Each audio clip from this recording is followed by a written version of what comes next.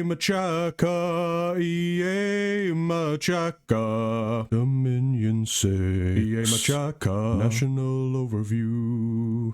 Hello, and welcome to another National Overview for Dominion 6. In this one we'll be covering Early Age Machaka, the Lion Kings. Ruled by the Great Lion Clan, the other animal clans of Rhino, Elephant, Bird, Hyena and Spider all serve under them, though some more than others.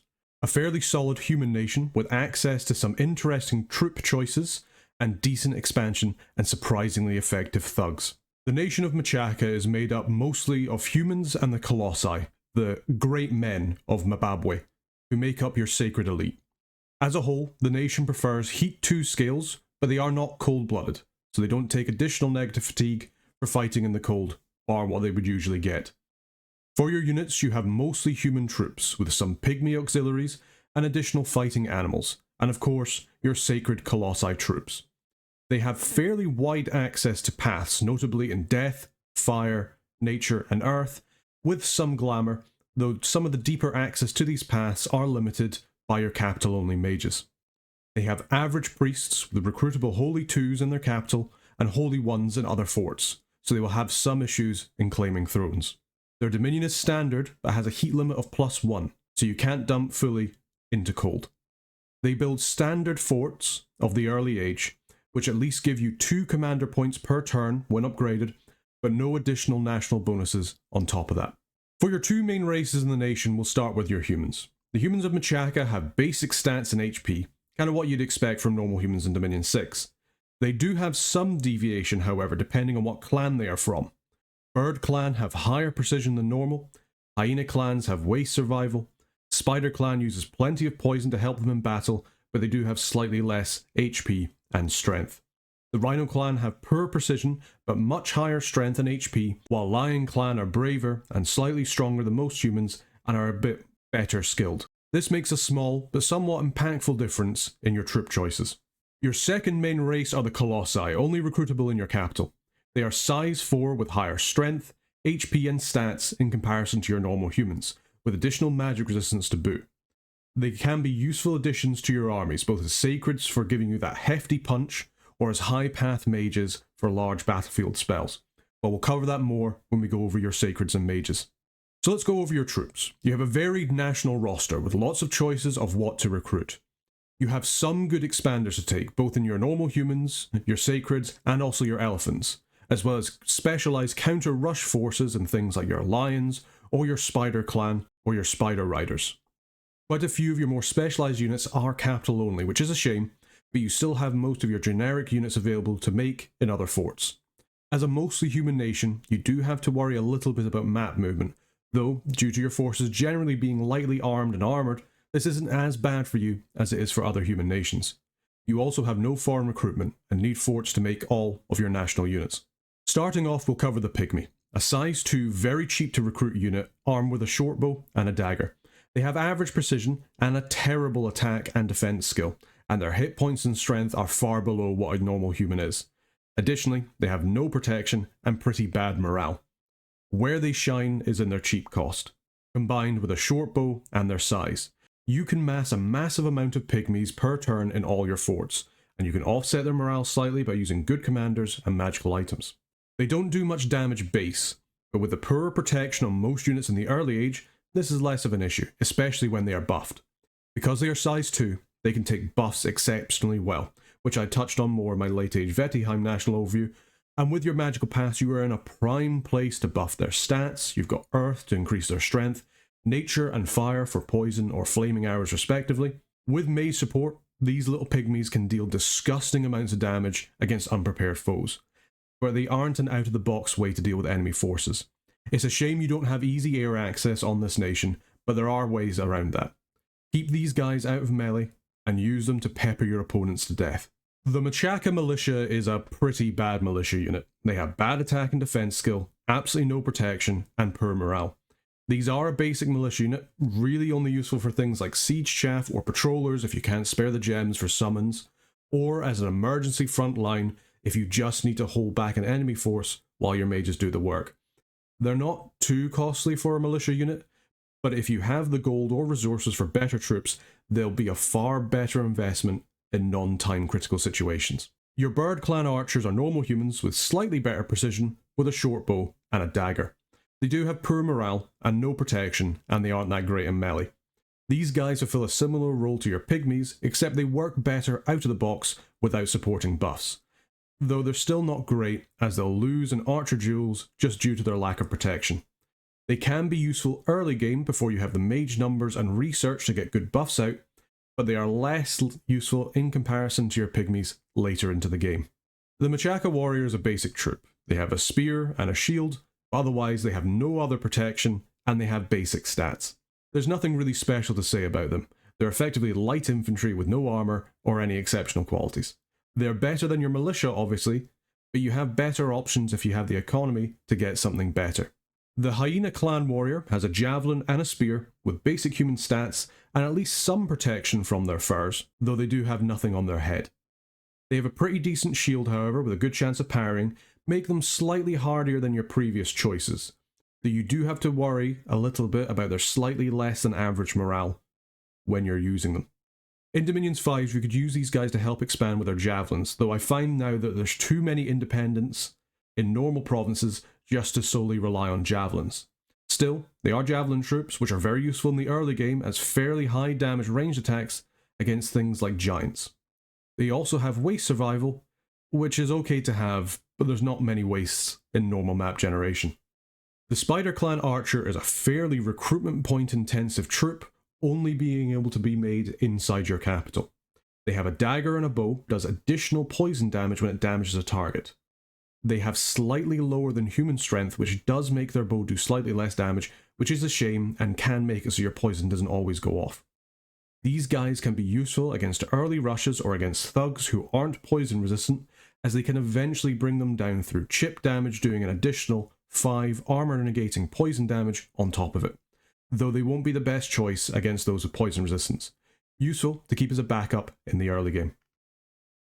The Spider Clan Warrior is another capital only unit, and they are poorly protected, and they do not have good strength or hit points, but they are armed with a shield and a poison tipped spear.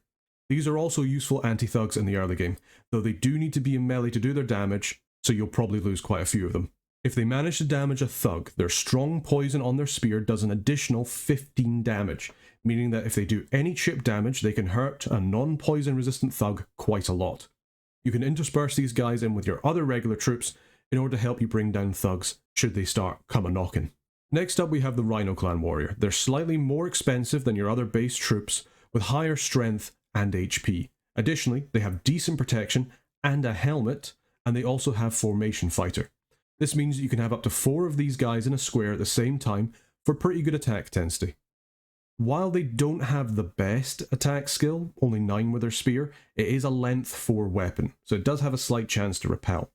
With their protection and Formation Fighter, they actually make pretty good front lines, able to hold well, and they actually do a decent amount of damage when they hit with their spears, which they'll do more often than other troops, just purely from harassment penalty from 4 of them being in the same square.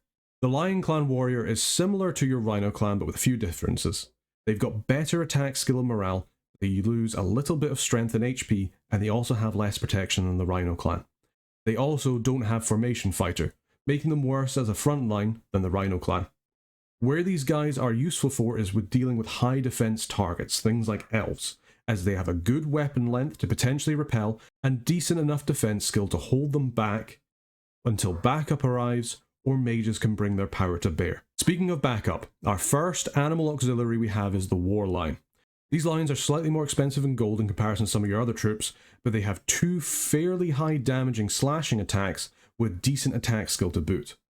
Though they have low protection, it is around about the same as your non-rhino troops, and with their HP they can actually tank a hit or 2.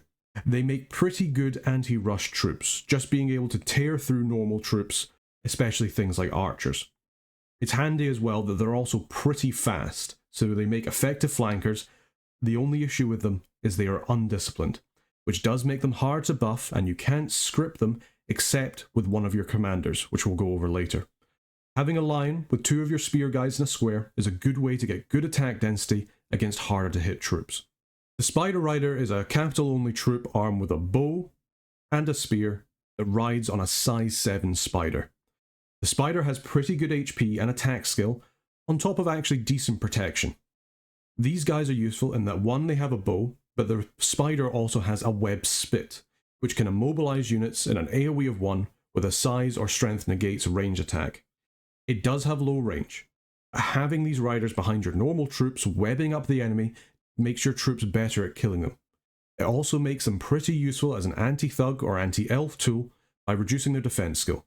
Use them with your Spider Clan spears to make them more likely to hit. Additionally, in melee they can still web as one of their attacks, and the spiders also have a venomous fangs attack, which, if it does damage, deals death poison to the target, which is a very high 35 armor negating poison damage to the target. Very strong against thugs without inbuilt poison resistance. Next we have the Elephant Rider, a war elephant with a rider and 2 archers from the Elephant Clan. These elephants are braver than normal elephants and have a good amount of hit points and decent protection. They are very useful in the early game as they can help you expand using them as tramplers, and they can also be useful against defense thugs or for just squishing elves. They are costly, however, at 100 gold each, so you won't be making a front line of them. They can still be useful in your first war, and in addition, they can act as quick raiders against some province defense. Just be careful of them routing into your own lines. Moving on to your sacred unit, the Lion Warrior.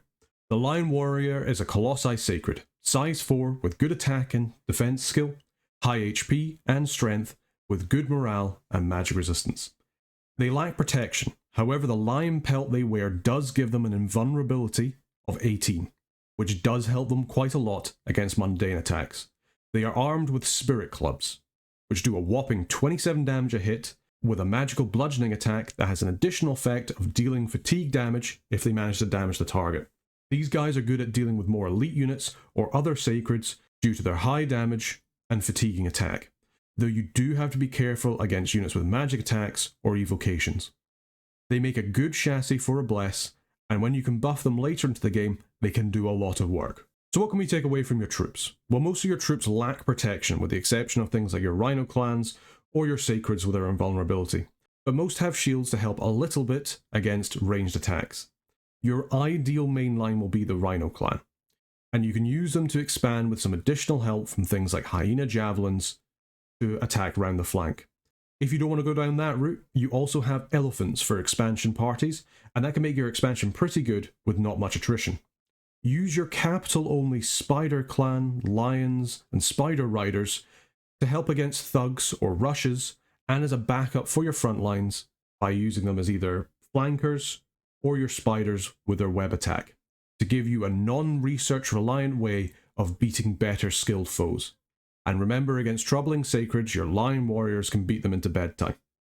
Later in the game, add in hordes of buffed pygmies to rain death on your foes. As for your commanders, you have mostly human commanders with some capital-only colossi as well. You have a good selection of what to choose to recruit both in your capital as well as your additional forts, so getting a good economy to recruit your many fantastic mages is a must as a nation like Early Age Machaka. You have no foreign recruitment. However, you do have a good selection of mages to choose from, and they give you a fairly wide selection of magical paths, mostly death and earth, but you do get good fire, nature casters from your capital, and you can get lucky with some glamour randoms.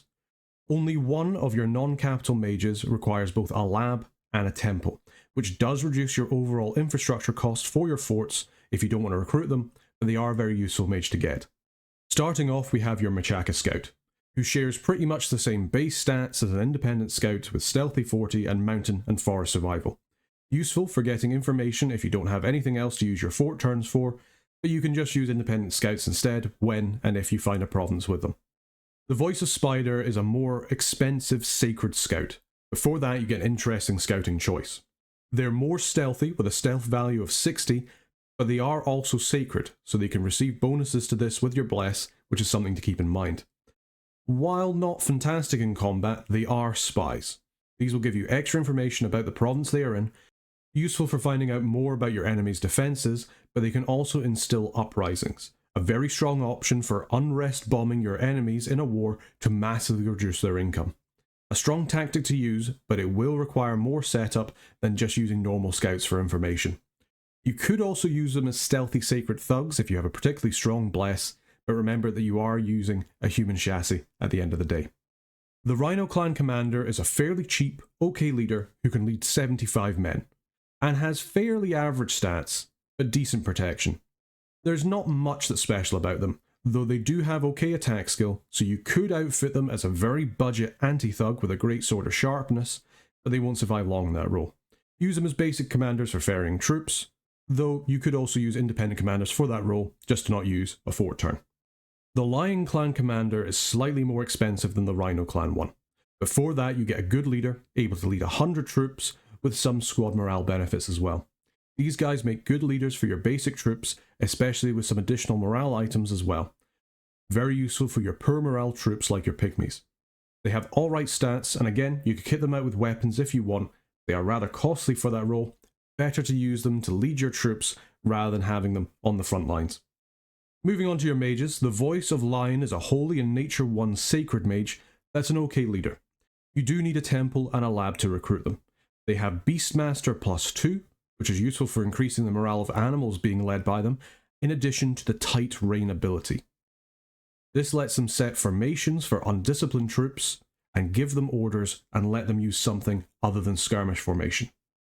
This makes them fantastic leaders for animal troops, letting you actually script them, which makes them better be able to get buffs, and you can actually decide who they're going to attack. Using them with your war lions turns them into great attack rear or attack archers, or use them with your war elephants or summons to make their morale better, so they're less likely to trample your own troops while routing. These guys also have fairly low upkeep thanks to the fact that they are sacred, so they can make okay gold efficient researchers as well. The Spider Clan Witch Doctor is a fire, death, nature and glamour 1 mage that has a little bit of poison resistance and forest survival, but is an inept researcher. They give you a lot of cross paths for potential forging, they're all at level 1. They can make effective buffers for your troops, but they do rely on things like gems or boosters to get some of the better buffs out, things like Gift of Splendor or Group Luck. They do make decent Banefire dart throwers on the defense, however, once you get the evocation research. You can use them as researchers, but they're fairly gold inefficient thanks to their inept researcher and also the fact they're not sacred. But being glamour mages, they can use dreamstones to make them better at researching for a fairly low gem cost. The Hyena Clan Witch Doctor is a fairly expensive mage that has Death 2, Earth and Fire 1, and is also a disease healer. They are old aged, however, and they're also heretics, so they have a chance to reduce the dominion level in the province they are in, regardless whether it's your dominion or the enemy's.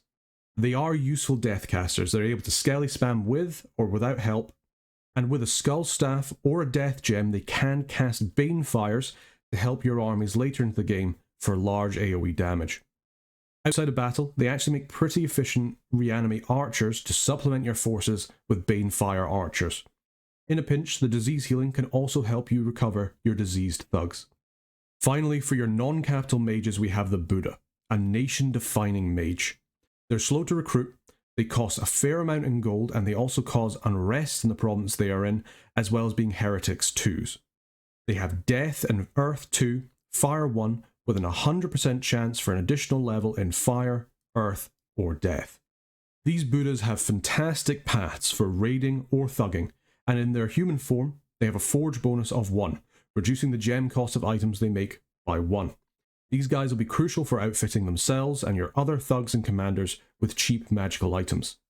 To make them even better, they can transform into a high map move, stealthy were hyena that have inbuilt fascinate attack, but more importantly, don't lose any of their magical paths once they've changed shape, and they have full item slots. This turns your Buddhas into stealthy, powerful mages with great paths for raiding that can hold things like a skull staff for spells like Soul Vortex, Banefire, or Invulnerability. For supporting armies, you can also use them to summon Earth Power so that they're Earth 3 in battle, which then also unlocks spells like Giant Strength Warriors, Steel Slice Warriors, or Legions of Steel with some additional gems. These can turn your regular troops into pretty tough blocks of damaging spearmen or give your pygmies double their starting strength. If you're interested, I showed off an example Bouda build in my video on thugs, which I'll link with a pop-up if you want to check it out. Moving on to your capital-only mages. They're all slow to recruit, so you won't be able to mass a large amount of them, and you should probably prioritise them over your other commanders in your capital by the end of your first year. These are your big casters with high pass, and they're very useful for big army buffs and summons. The Spider Clan Sorcerer is a fire, death, nature and glamour 1 mage with 2 100% chances for +1 in fire, earth, death, nature or glamour, and have an additional 10% chance for +1 in the same pass. These guys have the potential for giving you much deeper access into glamour. If you're lucky enough to get one with glamour 3, then that opens up a lot of summoning and forging items for your nation. Before using them in battle, you should probably twice born them if they have good pass in order to keep them safe, which you can do if you give them a skull staff or if they got death too. Using them to cast big glamour spells on your decent frontline troops can make them last a lot longer in battle. The other randoms are still useful. Fire and death randoms are good for things like Bane Fires and other fire evocations. Earth can let them craft some more items and also give out some more buffs for your armies. And nature can also unlock some additional buffs for your armies. It's probably the worst out of all the randoms. Very useful for the glamour access they have, but it's still quite unreliable to the random pass they can get, as well as being slow to recruit. The Lion Queen is a fairly expensive Fire 3, Nature 2, Earth 1, Holy 1 Sacred Mage with an additional 10% chance for +1 in Fire, Earth or Nature. They're okay leaders, but more importantly these are your premier fire casters, useful for getting things like Flaming Arrows or Gift of the Furies for buffing your troops. With their Earth they can also thug to a decent degree, and later have access to Phoenix Pyre, Firestorm and Heat from Hell to do some pretty decent damage to armies when they're backed up by fire-resistant troops. If you want to go something simpler, just using them as Falling Fire spammers or other evocation spells using fire will help your troops a lot. Outside of battle, they also make great terracotta army casters in order to add additional frontline troops to help protect your mages, and at Construction 7 they can boost all the way up to Fire 5, making them able to contact the Fire Elemental Kings. The Lion King is another expensive Nature 3, Fire and Holy 2, Earth 1 Sacred Mage with an 100% chance for +1 in Fire, Earth or Nature. These guys are your big nature casters, casting spells like Howl, Wooden Army or Serpent Fang Arrows in battle. Unless you get lucky on a nature random, you can unfortunately use them to contest Mother Oak, but they are good, if a little expensive, leaders of your armies. Use them to lead your armies and to buff them up, and also for forging specific nature items with a Dwarven Hammer for a little bit of a discount. So what can we take away from your mages? Well, your non-capital only mages give you a lot of magical diversity and access to fantastic raiders thanks to your Bouda, on top of good death and earth access, while your capital only mages give you either high fire or nature or a potential chance for good glamour randoms. Combine these paths to give great buffs to your fairly decent human troops to aid them in the mid-game before battlefield-wide spells come out in force. Unfortunately, you have no natural way of using communions or blood, so you'll have to rely on boosters, gems, or path-increasing spells in battle in order to cast bigger spells. Additionally, while it's not too bad individually, you have several subversive mages that will increase the unrest in the province they are in and reduce your dominion there. So you need to think carefully about where you'll keep them when you're not at war or expanding. So what about your national summons as Early Age Machaka? Well, you have 2, and they're both animals, so you have some issues with their magic resistance, but they're otherwise good summons to use with your Voice of Lion mages. It's a way for you to use your gems to get similar units to the ones you can recruit, instead of using your gold, so you can use it for more mages. Pride of Lions is a Conjuration 3 spell needing level 2 in nature and 9 nature gems that summons 15 Great Lions, plus 1 for each additional nature level. These Great Lions are the exact same as your recruitable War Lions, but they cost nothing in upkeep. So for 9 nature gems you're getting, at minimum, 300 gold worth of units, which is a pretty decent trade for a mage turn. Use these Great Lions in addition to your War Lions as great flankers being led by a Voice of Lion. Herd of Elephants is a Conjuration 3 spell needing nature level 2 and 20 nature gems to summon 5 elephants, plus an additional 1 for every 2 levels in nature. This summons a size 9 trampler that does have less morale, HP and magic resistance than your recruitable war elephants and they also have no archers or riders, but otherwise have the same protection and additionally no upkeep. It is a costly spell for what you get, but it is at least 5 trampling elephants to use in battle, something that would have cost you 500 gold to recruit. So it can be used if gold is more important than gems, or if you need tramplers while under a siege. Now onto your national heroes. Some of these heroes are far more useful than others, but none of them are particularly outstanding bar 1, potentially 2 if you don't have high paths on your pretender. Starting off with the Lady of Spiders. A Death and Earth 3, Glamour 2, Fire 1 mage who is resistant to poison and can shape change into a great spider as well as summon other great spiders in your dominion.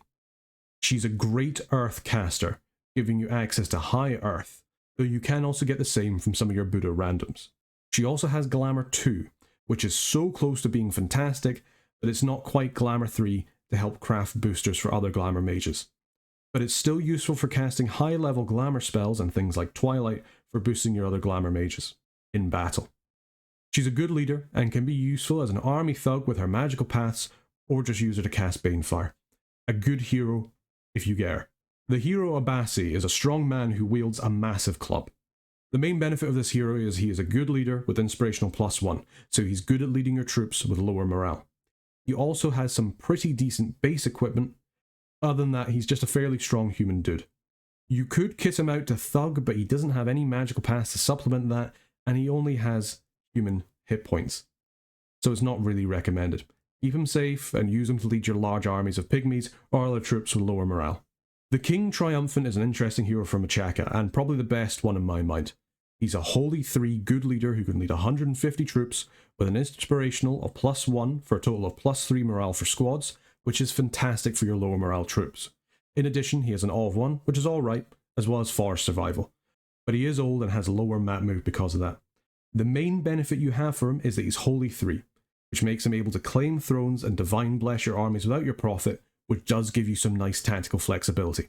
The Crowned Ape is a Holy 1 Sacred Great Ape with decent strength, who's a good leader for 150 troops and summons great apes within your dominions. He has decent hit points and high strength, so you can be a nice anti-thug with some basic gear. But again, he's much more useful to you as a good leader for your troops with worse morale. And having some additional grey apes are nice for a bit of additional siege chaff. The Ape Oracle is a Nature 1 Fortune Teller who's a bad leader. She isn't particularly useful at Nature 1, but you could use her to get some low-level buffs on small forces. Honestly, you probably just want to use her as a literal research monkey, and she can also get rid of some bad events thanks to her Fortune Teller, but she's not the best choice in terms of a hero. For magical starting sites you have 2. First of all is the Forest of the Spider, where you can recruit your Spider Clan troops and mages, and produces 1 Nature, Death, and Glamour gem per turn. The second site is the Great Mababwe, which lets you recruit your Lion Clan warriors and big mages, and gives you 2 Earth gems and 1 Fire gem per turn in income. This gives you a total of 6 gems per turn, which is quite nice, as well as some of the income is in the sorcery paths, which is nothing to sniff at. For national spells, other than your summoning spells, you have 1. At Enchantment 5 you have Weavers of the Wood, a Nature 4 ritual needing 6 nature gems that can only be cast in forests or cave forests. For this you get a province-based spell that gives 100 patrol strength versus enemy units, where you're also able to detect invisible beings, and spires will aid your patrolling forces. This lasts for 1 month plus 3 months per additional nature gem spent, but it will stop when your caster leaves the province.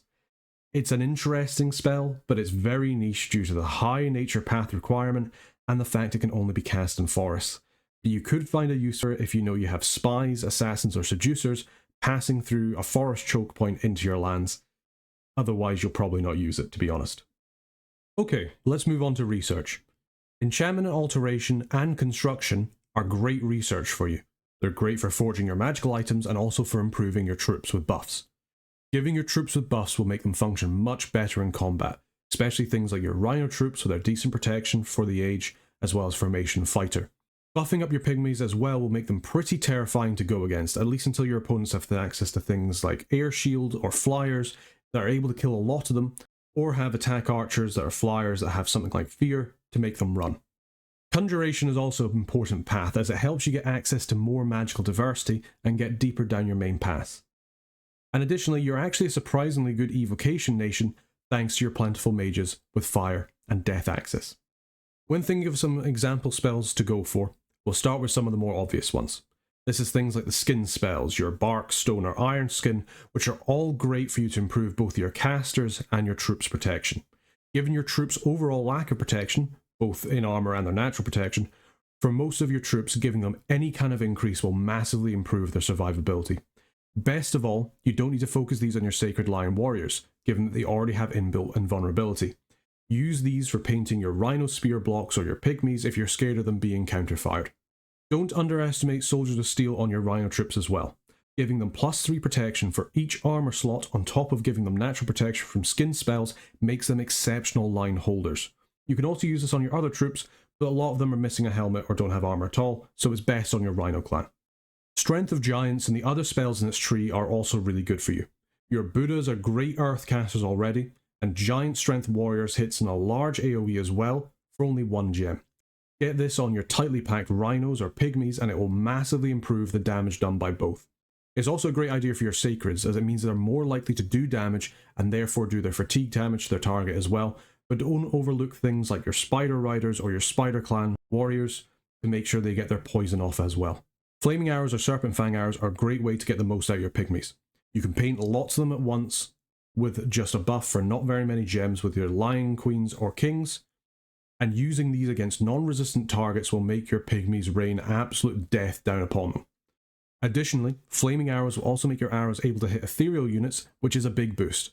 Though you might not have much reliable glamour access, the spells of Splendor, Bewilderment and Nightmare Masks aren't too difficult for you to cast with some boosters or gems, and they will massively bump up your frontline or thugs' ability to deal damage and take damage. Dread will make the enemy run faster, Awe will make your troops be hit less often, and making your enemies do an MR check to see if they can even try and hit your front lines makes them last a surprisingly long time against regular troops, even if those troops are buffed up. Speaking of glamour, as a human nation, luck is a great spell for you to use too. Because of your lower HP and general protection, your units are far more likely to take fatal damage. Having a 75% chance of just not dying is a fantastic buff to your cheap units, and a really nice addition to Machaka's arsenal in Dominion 6. When it comes to evocations, given how many of your mages have death and fire access, Banefire Darts and Banefire are fantastic evocations to use on your opponents. Banefire Darts can be used by any of your Fire Death crosspath mages, and Banefire, with a little more setup, can be used as well. Give them something like a Skull Staff, maybe some gems, and they'll be able to use it. And the AoE of Banefire makes it very effective at killing enemy troops, especially that, if you have the pass, it doesn't cost a gem in order to cast. If you wanted to focus more on your fire evocations, getting your Lion Queens to cast things like Falling Fires, or even just Fireballs, can do a lot of damage to the enemy lines. Given that you natively don't have access to flying units and you'll have to rely on things like summons, casting something like Howl to interrupt enemy mages casting and to mess up their archer lines is a great shout, especially given how good your nature access is. If you know you're going to be casting this a lot, you can even give your Lion King a cornucopia as well to cut down on gem logistics and howl away. What are some good non-national summons for you to do? Well, Fairy Court is a great spell for you to cast. It does require Glamour 4 and Nature 1 at Conjuration 8, but it will summon for you a Fey Queen, who has a chance to break you into air or water, both paths you don't have access to natively. If you get fortunate enough for an air random, then that will let you cast things like Wind Guide or Wailing Winds in your battles, both of which can do a lot of work for you. Your Rhino clan are good versus normal units, but they're not that great when large evocations come out just purely from how tightly packed they are. Using spells like Summon Mandragora, Terracotta Army, or Clockwork Horrors will let you use your gems to make additional units without spending your gold, and some of them can be resistant to whatever damage you're trying to use. For example, if you want to use a Lion Queen with a bunch of fire damage evocations, or something like Heat from Hell, then give her some Terracotta Army men to hold the line while she casts. If you've got a bunch of pygmies using poisoned arrows, use something like the Mandragoras to be your front line, etc. You can use the gold that you haven't spent on frontline troops to instead be used for more mages. At Conjuration 4, Summon Leogryphs is a tempting choice to use instead of summoning your lions. They cost 12 gems for 20, and the Leogryphs themselves have slightly better stats than your lions, including massively increased magic resistance. They are undisciplined, but you can get around that by using your Voice of Lion's Tight Rain ability, so they make a better unit when more MR negate spells come into play. As you don't have access to flying units nationally, and you don't have the pass to cast things like Gift of Flight or Body Ethereal natively, in sieges you're probably going to be relying on elephants to get through the castle gates, which can be disastrous if your elephants flee back into your own lines. To get around that, Manticores are a good summon for you.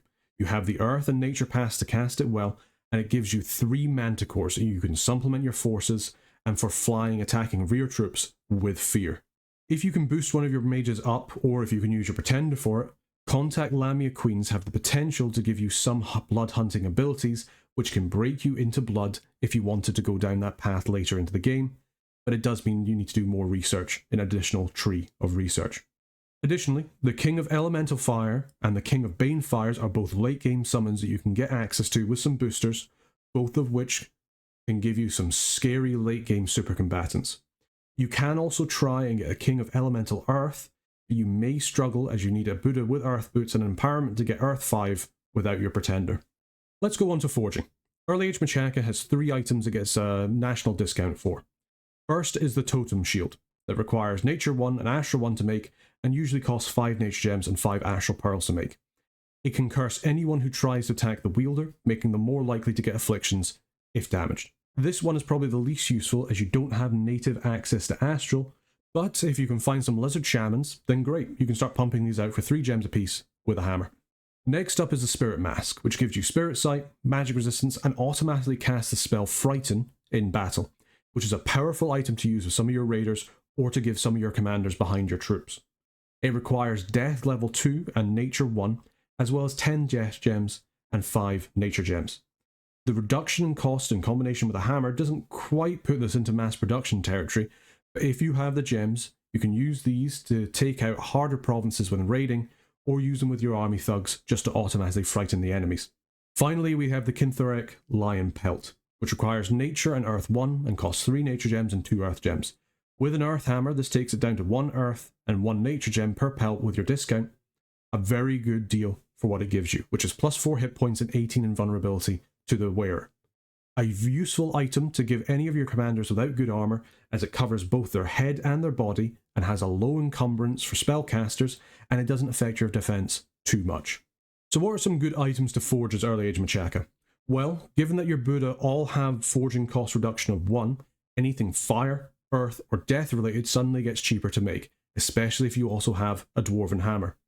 Things like Girdles of Might, Braces of Protection, Fire in a Jar, Mace of Eruption, Bane Blades suddenly only cost 2 gems to make each by a Bouda, which is a very good deal. For boosters, you have a couple of choices. Dreamstones for your Glamour Mages for only 3 Glamour Gems with a hammer is a very good choice, and it turns your inept, not sacred Spider Clan Witch Doctors into fast, if upkeep high, researchers. You can also make things like Homunculi or Skull Mentors, which will cost 8 Nature Gems or Death Gems with a hammer respectively, and they are good research items in terms of raw research, but they are quite costly in terms of gems to make, so it depends on how your gem income is going. Finally, you can also make Lightless Lanterns at Construction 7, which will turbocharge your research when you get there, making them a fairly attractive proposition. Some other items that you might find useful, things like your Horn of Valor or your Helmet of Heroes. They are both fantastic morale increasing items for your troops, as they give your commanders +1 and +2 inspirational respectively.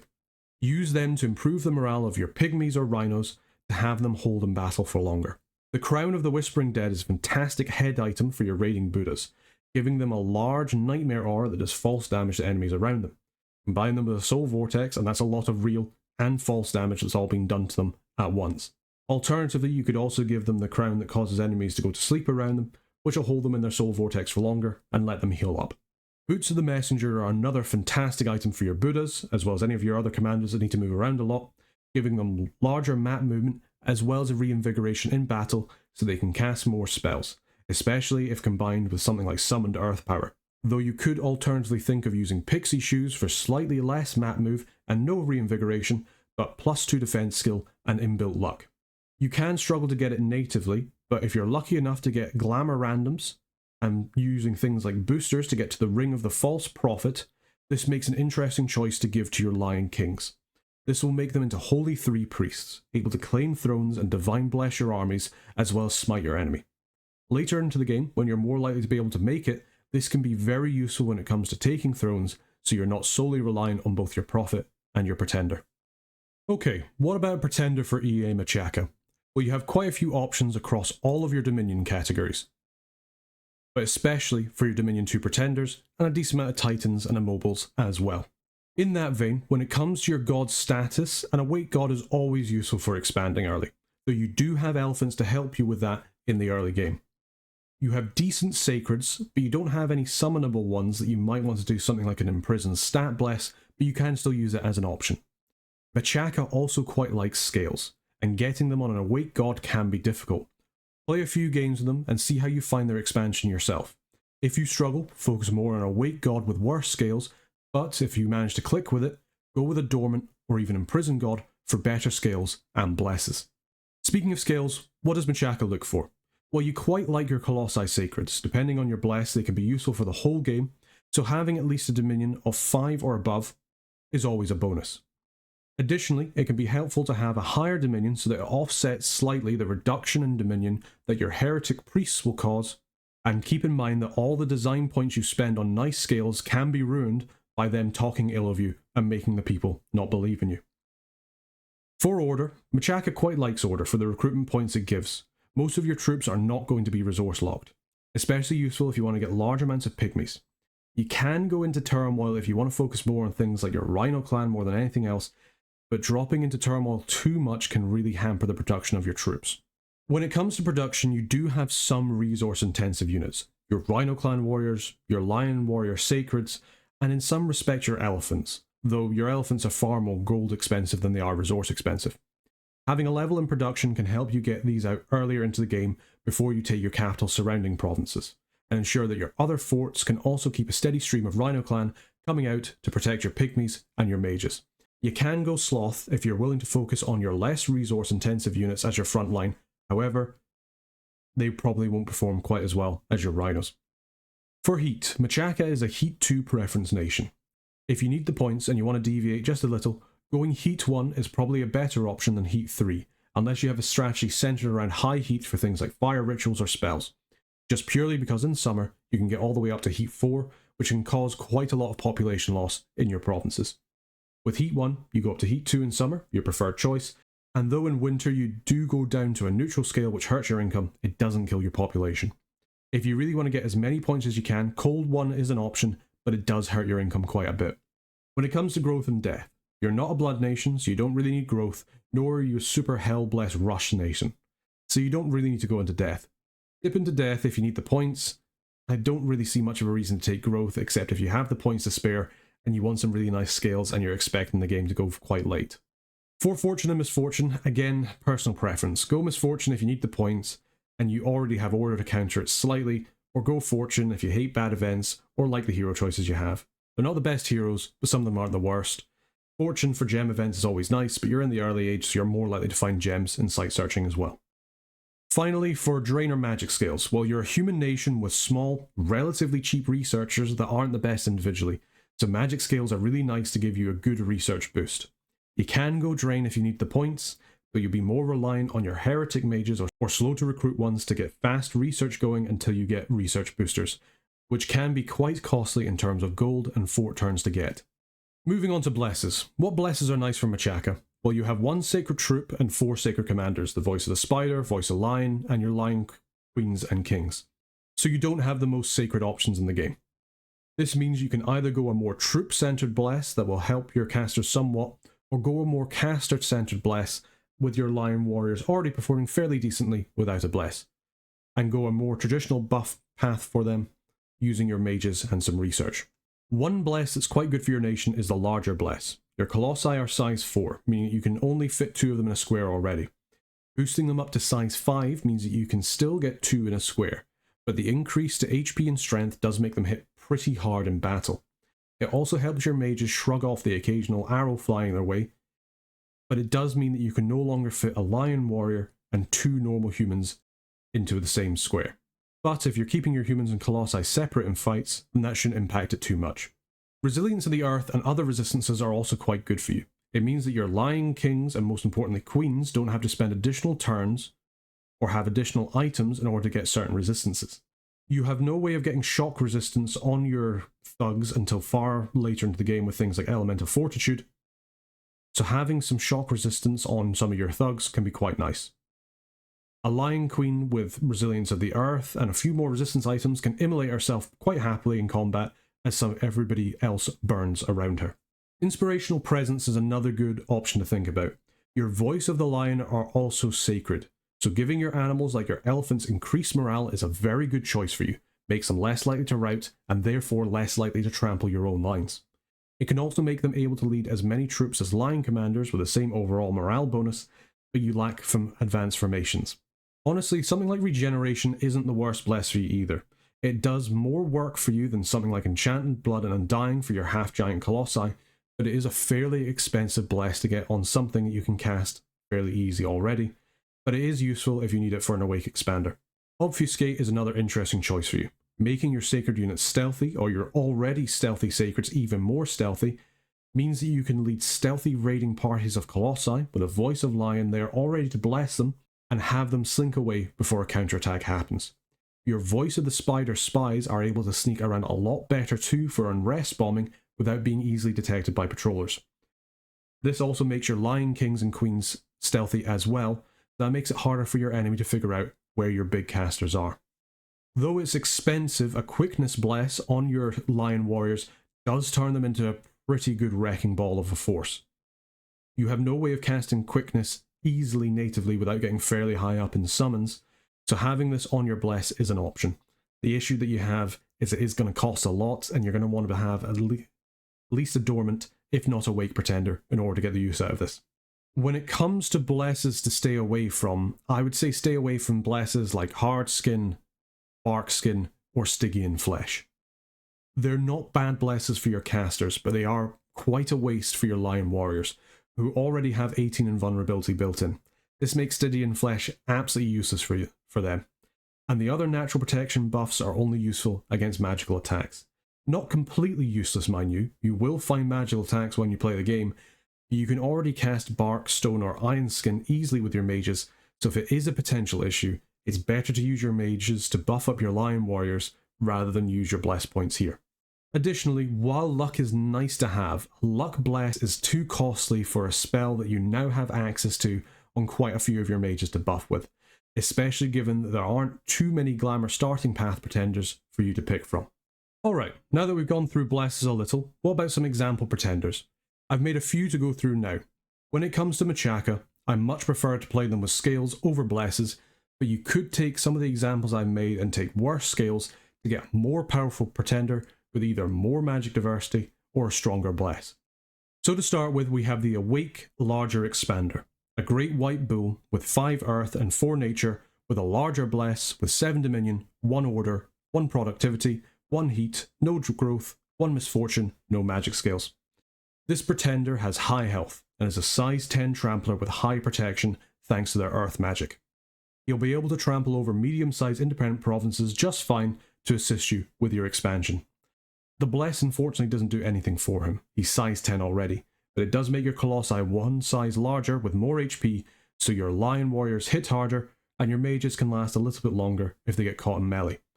His scales aren't the best for your nation, but he has decent paths and he can assist your nation by doing some earth and nature forging, including making your first hammer. Just keep an eye on his fatigue when he goes berserk. That will probably be the biggest danger for him while he's expanding, though it will make his protection even higher. Because of this berserk, it's harder to use him later in the game when enemies can try and trigger his berserk to make him go off script before he gets all of his buffs off. For a pretender with a more useful late game, we have the Awake Trampling Regen Titan. A great mother with 4 earth and 7 nature, with a poison resistance, regeneration bless, and for their scales, 7 dominion, 1 order, 1 production, 0 in heat, 0 in growth, 2 in misfortune, and 0 in magic. Really not that great scales, but for it you get an Awake Expand capable Titan with all of their slots available. She can expand without research into easier independent provinces, and with little as a black steel plate to cover her body, she can just go to town on your enemies. She has an inbuilt regeneration of 10%, which in her own dominion, when she gets this bless, goes up to 20%, and has a boatload of HP to assist with that. So she'll just go over and trample the indie forces into submission. Once you get a bit of research, you can slap a personal regeneration on this as well for 30% regeneration, something that's quite hard to deal with until you get barbarians with buffing them, soul slay, lots of evocations, or get swarmed by a bunch of guys with great swords of sharpness. She should be pretty tough to deal with in the first year, put it that way. The generation does also work for your Colossi. They don't regen as much as, say, giants, but they can recoup on chip damage taken in a fight, and the poison resistance will also help them if you're planning on going down a poison damage route, things like spider archers or pygmies with serpent fang arrows. For our last awake pretender, we have the awake big boy, the Colossal Fetish. He has Earth 6 and Nature 4, with a Resilience of the Earth, Poison Resistance Bless, with 7 Dominion, 1 Order, Heat 0, Misfortune 1, and Magic 1. His scales are a bit better thanks to his cheaper cost, and while his Bless doesn't really help him expand, it's very useful for your Sacreds later on in the game. The fact that he's awake means he can help with expansion, and he can still cast spells pretty well, and he's pretty tanky thanks to his bludgeoning and piercing resistance and good protection. But he can also help with research a little, or forging your first few items. His Bless plus their invulnerability means that your Lion Warriors are quite hard to take down without magical weapons, and it makes your Lion Kings and Queens need less resistance, items forged, or turns in their scripts to get to the level of resistance that they need in battle. Next up we have the Dormant Resistance Titan, the Illihat of Might. She has Earth and Nature 4 and Water 3, with a Cold Resistance, Reinvigoration and 2 times Poison Resistance Bless. For her scales she has Dominion 7, Order 3, Production 1, Heat 1, Growth 0, Misfortune 1 and Magic 2. These are pretty nice scales for Machaka to use. The magic helps your research out a lot, and the order and production help get your economy rolling and your troops out. The main idea behind this Titan is that she can come out and immediately get to work with a little bit of gear made by herself or your Boudas. The resistances help you if you want to use your spider archers along with something like your sacreds, and make her pretty resistant if you want to try something like a foul vapors play with your god and a couple other sacreds. Otherwise, if she's not needed in a combat role, she still has alright research and breaks you into water, which you otherwise wouldn't have access to. Next we have the Dormant Specialised Researcher in the Great Enchantress. She has Glamour 6, Astral 5, and Fire 2, with a Fire Resistance and All Bless with Dominion 6, Order 2, Production 1, Heat 3, Growth 0, Misfortune 1, and 2 Magic. An Incarnate Bless with a Dormant Pretender might not sound like the best idea for expansion, but we don't actually need to rely on our Colossi to expand, and this helps them out later into the game by giving them all 3, rather than the all 1 we get from using Gift of Splendor. And the Fire Resistance is nice to have if we want to use our Lion Queens more liberally. The thought behind this Pretender is a few things. 1, it gives you a really nice Sight Searcher and Researcher fairly early on in the game, only being dormant rather than imprisoned. And it ensures that you get access to the first Glamour booster you need to unlock the rest. She also inherently generates Glamour Gems, 1 per turn, and gem income is always nice. She can do some pretty interesting plays as well with Project Self. You can have her project herself into a fight as an image of herself, but what can she do? She can't take any gems with her. Well, she can cast a few buffs on troops around her, then hit the enemy army with something like Sandman's Blessing, which is a large AoE 25 spell that sends them to sleep and doesn't require gems.